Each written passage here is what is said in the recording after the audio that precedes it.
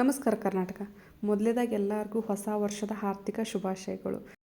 2025ರಲ್ಲಿ ಒಳ್ಳೆಯದು ಆಗಿರ್ತೈತಿ, ಕೆಟ್ಟದ್ದು ಆಗಿರ್ತೈತಿ. ಸೊ ಯಾವುದನ್ನು ಮರೆಯೋಕೆ ಹೋಗ್ಬಾರ್ದು. ಯಾಕಂದ್ರೆ ಲೈಫು ಸಾಗಬೇಕು ಅಂತಂದ್ರೆ ಈ ಕಡೆ ಒಳ್ಳೆಯದು ಬೇಕು, ಈ ಕಡೆ ಕೆಟ್ಟದ್ದು ಬೇಕು. ಸೊ ಇವೆರಡೂ ಇದ್ರೂ ನಮ್ದು ಲೈಫಿಗೆ ಒಂದು ಅರ್ಥ ಸಿಕ್ಕಂಗೆ ಆಕೈತಿ. ಸೊ ಸ್ಪೆಷಲಿ ನನ್ನ ಲೈಫಲ್ಲಿ 2025 ಅಂತೂ ಮರೆಯೋಕೆ ಆಗದೇ ಇರುವಂಥ ಮೆಮೊರೀಸನ್ನು ಕೊಟ್ಟೈತಿ.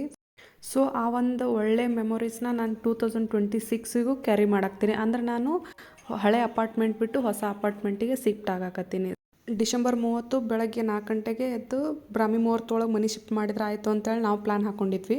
ಬಟ್ ಅವತ್ತೇನಾಯ್ತಂದ್ರೆ ಡಿಸೆಂಬರ್ 30ನೇ ತಾರೀಕು ವೈಕುಂಠ ಏಕಾದಶಿ ಐತೆ ಅನ್ನೋದು ನಮಗೆ ಆಮೇಲೆ ಗೊತ್ತಾಯ್ತು. ಸೊ ಆಗೋದೆಲ್ಲ ಒಳ್ಳೇದಕ್ಕೆ ಅಂತಾರಲ್ಲ, ಸೊ ನಮ್ಮ ಸಿಚುವೇಶನ್ಗೆ ಅದು ಹೇಳಿ ಮಾಡಿಸಿದಂಗೆ ಆಗಿತ್ತು. ಹೊಸ ಮನೆಗೆ ಬಂದು ದೇವ್ರಿಗೆ ದೀಪ ಹಚ್ಚಿ ಹಾಲು ಉಕ್ಕಿಸಿ ಹಾಲು ಒಳಗನ ಪಾಯಸ ಮಾಡಿ ದೇವ್ರಿಗೆ ನೈವೇದ್ಯ ಮಾಡಿ ಮುಗಿಸಿದ್ವಿ. ಸ್ಪೆಷಲಿ ಹೇಳ್ಬೇಕಂದ್ರೆ ಜರ್ಮನಿ ಒಳಗೆ ಮನೆ ಸಿಗೋದು ಭಾಳ ಕಷ್ಟ ಐತಿ. ಆ ಕಷ್ಟದೊಳಗೂ ನಮಗೆ ಮನೆ ಸಿಕ್ಕೈತಿ ಅಂದ್ರೆ ಅದು ನಮ್ಮ ಪುಣ್ಯ.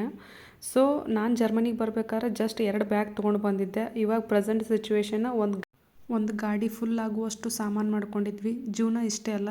ಸೊ ಎಲ್ಲಿಂದನೂ ಬರ್ತೀವಿ, ಎಲ್ಲೋನೋ ಇರ್ತೀವಿ. ಇರುವಂಥ ಪ್ಲೇಸಲ್ಲಿ ನಾವು ನಮ್ಮವರು ಅಂತೇಳಿ ಜೀವನ ಮಾಡ್ತೀವಿ. ಆಲ್ಮೋಸ್ಟ್ ಎಲ್ಲ ನಮ್ಮ ಇಂಡಿಯನ್ಸ್ ಕೊಲೀಗ್ಸು ಬಂದು ನನಗೆ ಮನಿ ಶಿಫ್ಟ್ ಮಾಡೋಕ್ಕೆ ಹೆಲ್ಪ್ ಮಾಡಿದ್ರು, ಸ್ಪೆಷಲಿ ಇಂಥ ಸ್ನೋ ಬೀಳೋ ಟೈಮ್ದಾಗ. ಸೊ ಅದಕ್ಕಂತಲೇ ಹೇಳೋದು, ನಾವು ಎಲ್ಲೇ ಇದ್ದರೂ ನಮ್ಮವ್ರು ನಮ್ಮತನ ಅನ್ನೋದನ್ನು ಮರಿಬಾರ್ದು ಅಂಥೇಳಿ.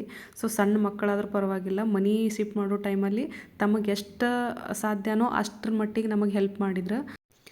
ಸೊ ಫೈನಲಾಗಿ ಎಲ್ಲ ಸಾಮಾನುಗಳು ಬಂದು ಮನೆ ಮುಟ್ಟೋಷ್ಟ್ರೊಳಗೆ ನಮಗೆ ಅರ್ಧ ತಿಮ್ಮಪ್ಪನ ದರ್ಶನನ ಆದಂಗಾಗಿತ್ತು. ಸೊ ಯಾಕಂದರೆ ಎಲ್ಲ ಸಾಮಾನುಗಳು ಭಾಳ ಹೆವಿ ಆಗಿದ್ದು.